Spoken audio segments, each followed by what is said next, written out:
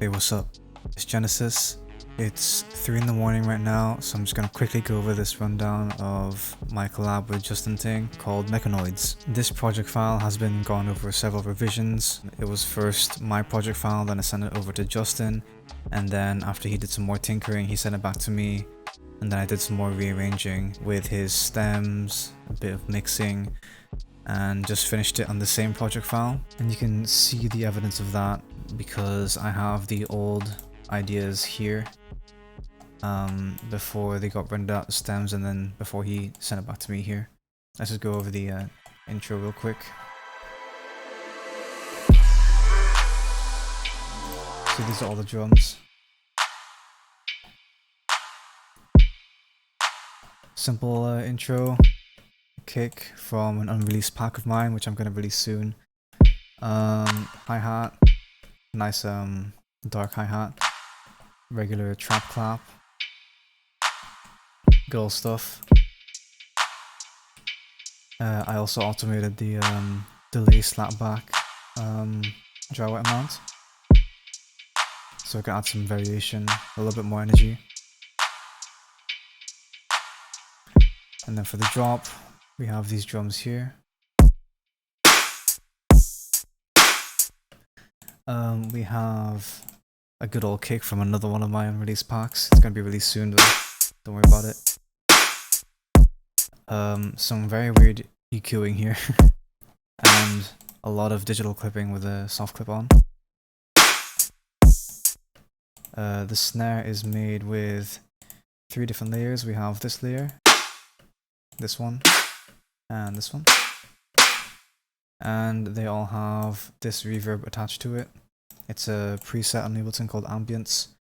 And I also have a compressor just to tame the transient a little bit. That's pretty much all that's doing. The hi-hat, you know, nothing simple. Simple hi-hat, no reverb. I also have these cymbals or open hi-hats with an auto pan going a little bit left and right, not fully hard panned, just to give it some stereo interest. And what I usually like to do is just to write one long MIDI clip like this, just copy and paste it over, and then introduce some variation by muting some certain parts like this, or maybe even repeating some parts, reversing some of the audio files here. That's pretty much how the variations go. For the breakdown, I have this additional drum loop going on. I really don't want to be the self-plug like aficionado here, but this one is also from an unreleased pack of mine, where I create fake drum breaks, and it's this one here. If you know which one I pretty much low-key ripped off of, then you already know. Let's quickly go to the Harmonics stuff, which there isn't much of. You only have it in the intro and the breakdown. Consists of this pad sound here, which I have tuned up by 1, so it is at E instead of D sharp.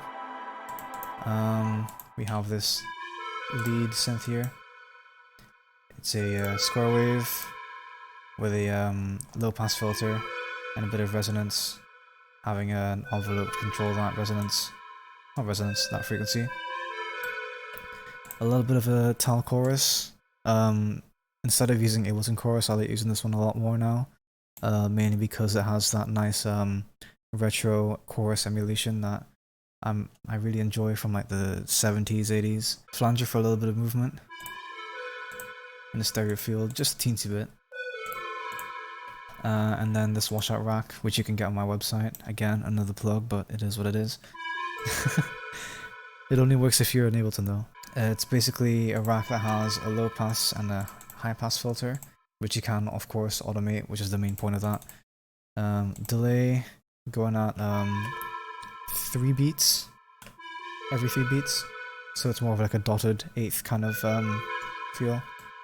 And then I also have another reverb preset going on there. Then for this little synth here,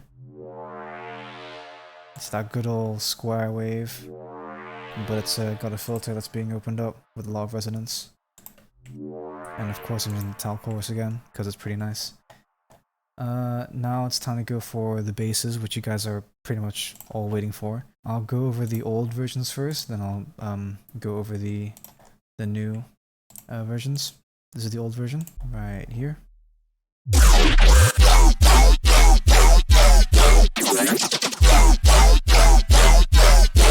So the first version is that Jztin sent me these stems here.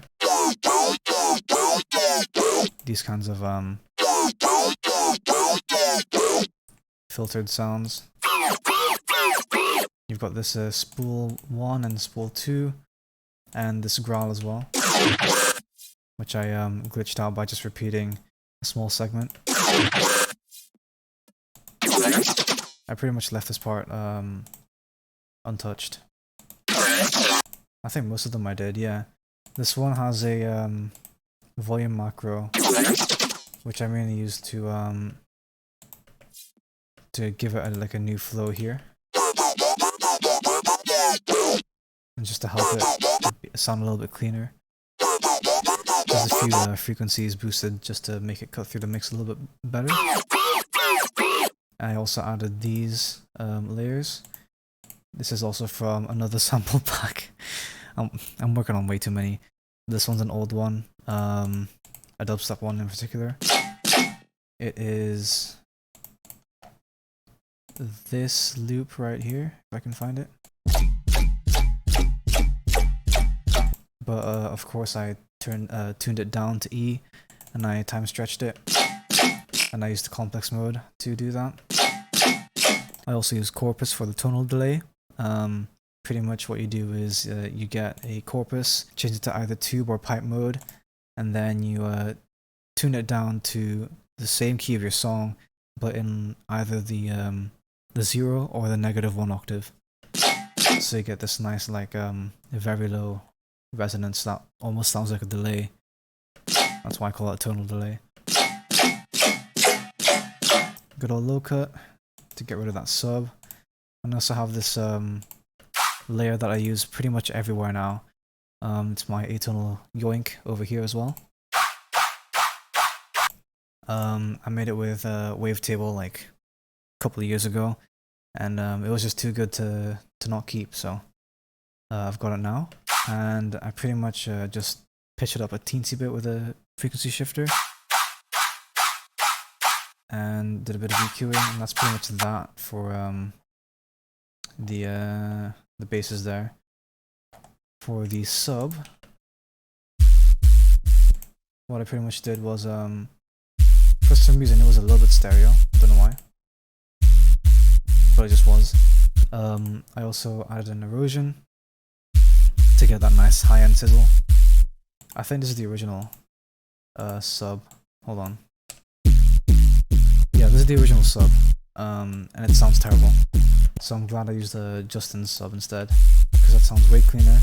I also have this vocal here. It's just a good old yeah. And Jztin also added this laser layer, which is pretty cool. And in terms of effects, all I have are just 2 channels. They both have a washout rack on them. I think almost the same setting. But you know, they just have impacts and swells and everything in there. That's pretty much it, really. That was the first version. For the first drop, I went with the stems that Jztin sent back to me after I sent to him, which was this version here. Because he changed up the flow, I liked it. Those glitches are crazy. Oh yeah, here's the sustain, I think. There it is. He brought it back. And all I did was pretty much add a frequency shifter with a ramp up, just to give it that sense of urgency and give it a little bit more energy. Master is also my master chain. I've got a bit of a tape emulator going on to give it some of that warmth. I mainly use this for hip hop, but I also noticed that when I put it on some dubstep tracks of mine, I also started to like it. So I'm just keeping it in my dubstep tracks now. I've got a little bit of tape saturation, and a little bit of tape compression.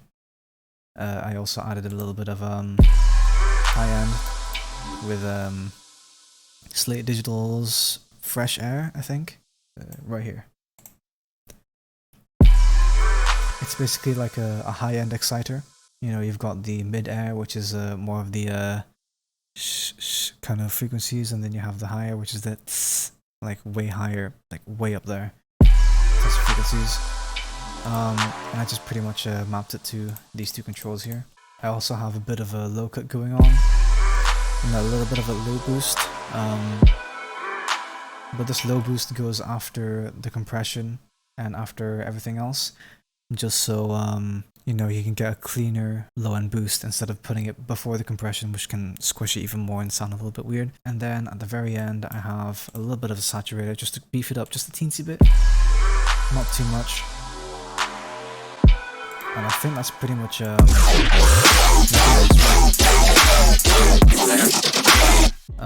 but yeah, that's a very quick rundown before I have to go to sleep. So thank you guys so much for watching my very rushed breakdown video. Don't forget to like, leave a comment, and subscribe to Neoluminum. And if you want to, you can support me by also doing the same thing on my channel and Jztin's as well. You'll see all the links in the description. Either way, thank you guys so much for watching. Stay creative, and see you guys in a bit.